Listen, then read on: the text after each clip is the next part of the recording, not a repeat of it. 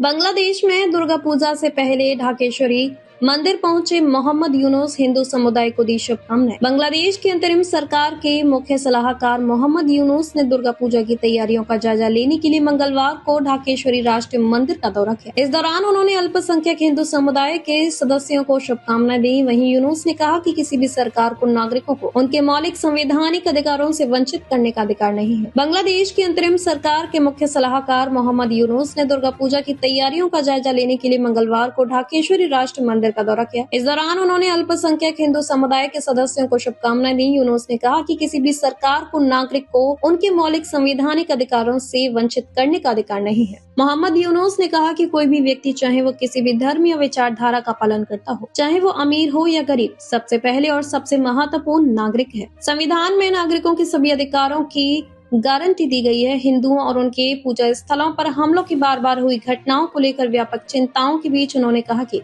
पूरा देश एक व्यापक परिवार है। सरकार सभी नागरिकों के लिए समान अधिकार और सम्मान सुनिश्चित करने के लिए प्रतिबद्ध है। यूनुस ने कहा कि नए बांग्लादेश का सबसे महत्वपूर्ण लक्ष्य सभी नागरिकों के लिए समान अधिकार सुनिश्चित करना है।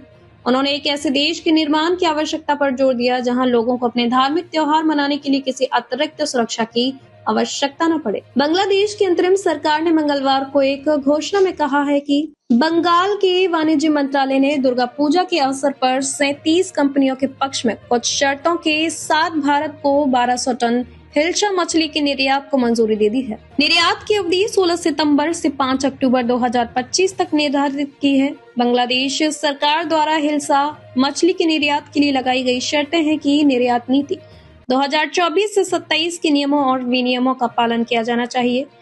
प्रति किलोग्राम हिल्सा का निर्यात मूल्य कम से कम 12.5 अमेरिकी डॉलर होना चाहिए।